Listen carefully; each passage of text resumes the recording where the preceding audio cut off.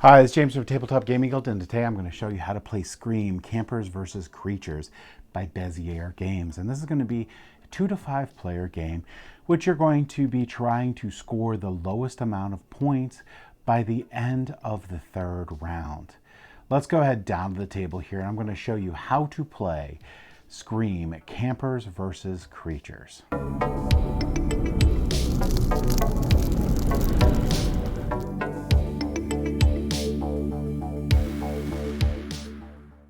All right, so this is Scream, which is going to be a similar play style to Silverline. However, there's some differences in here, some major differences in this. But this game here is going to be able to be played 2 to 5 players. If you're playing with any less than 5 players, remove one full set of cards. Now, in this game, a full set of cards is 6 cards per player. And what you're going to be trying to do is you're going to be trying to get the lowest total number of points on your side in your tableau. And the points are going to be what's in this upper left hand corner.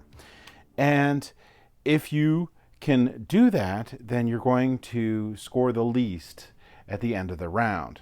Now there's a way that you can score 0 points that we're going to get into, but you're going to try to have the best score after the third round. Now, in this game, you're going to need a pencil and paper to keep track of the scores. You're going to have 3 different scores that you're going to tally up by the end of the game, and the person with the lowest is going to win. However, the other thing you also have is you're going to have these player aids here, and they're going to explain challenges, because in this version, you're going to be able to bluff.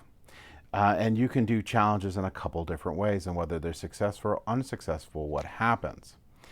And this on the side is going to tell you what cards actually have powers.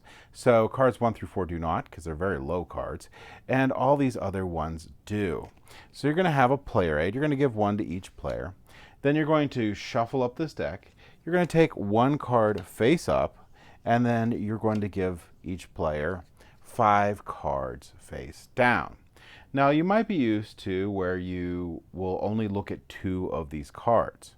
However, in this game, it allows you, before the game starts, to look at all of your face down cards, and you can arrange them in any way. So if you're really good with memory, I would probably suggest that you put them in an order that's not ascending or descending, so it's harder for people to guess what your cards are. But what you're trying to do now is that the game is set up is you are trying to get down to 2 cards so that you can scream. And when you're doing that, you're saying, hey, I have the lowest number of points, and hopefully you will. But let's get over how the game flows, and then when you want to actually do this. So when we talk about your campsite here, you are trying to have a safe campsite. And these numbers here are going to be your haunt numbers, and they're going to add up, and that's how haunted your campsite is. So you're going to try to have the safest campsite. To do this, you have 3 different actions you can take on your turn. You can draw from the top of the deck, and you can just draw from the discard pile. So in setup here, we would have placed 1 out. I did forget that part. I'm sorry. So everybody got 6 cards. You got your player aid, and you discard a card to set up. So now that that's ready to go, you can draw a card from the top of the deck, or you can draw a card from the discard pile. You can also scream. Now, you can only scream if you're ever down to 2 cards. And we're going to go over that a little bit more in a second. But what you can do is you can draw the card here, and you can simply play it for its action value here. So this one says view 1 card, and you may exchange it for any other card. So I could discard this and play it for my action card. So let's say I want to view this card. Ooh, that's a 13. I don't want that. So I'm not going to exchange. But if I found a 2 there, that I could have done that. So the other player, they're also going to draw from the top of the deck. So they look at it, and they like this number here, which I don't know what it is. Now, they can exchange this if they don't want to play this card. So this discards 2 matching cards. So we'll do 2 different ways. So let's say they want to discard 2 matching cards. And they say this card and this card are matching. Okay? Now, I could challenge them So if I challenge them, what will end up happening is I'll get to see what this card is and see if it was matching. If I don't challenge them, they're going to get to discard both of these cards, and the card that was any cards that were face down remain face down. Any cards that were face up will go on top of the face down cards, but if not, there'll be a face down card on the top. So, but if I did challenge them, let's say I did challenge them, we'll flip this card over. Oh, they didn't say the truth. Well, with this, since they weren't exchanging, they were using a card ability, they're going to draw another card face down and put it in their camp as a punishment. And since I was right, I get to discard a card. So I'm going to go ahead and discard this card. And discard the card face up. Now let's say that when I challenge them, let's see, which ones match here? Let's say they did these two instead. So we're going to revert and said that they did those two instead. And I challenged them. And they flip it and they're like, oh, well, they were telling the truth. Now, since I challenged them and I was wrong, I draw a card. So a card goes into my campsite. So the other thing that you can do on your turn, other than drawing a card, because that's what you can do with drawing the cards, is you can exchange cards with the discard pile.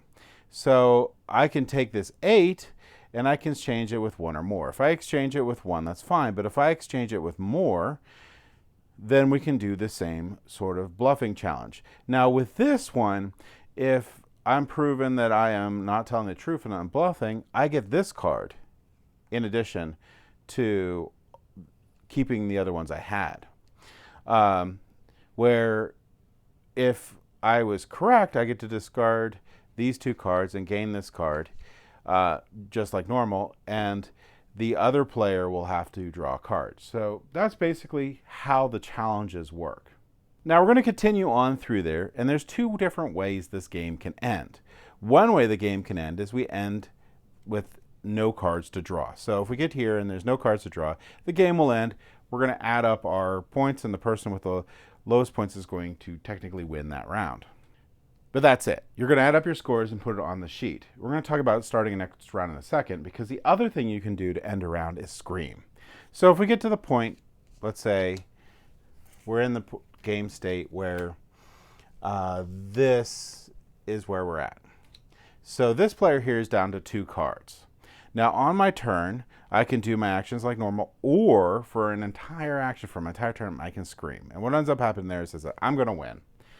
Every other player gets 1 more turn, and then we're going to flip over our cards, so that there would have to be some more on the draw pile for this, and we're going to see what the totals are.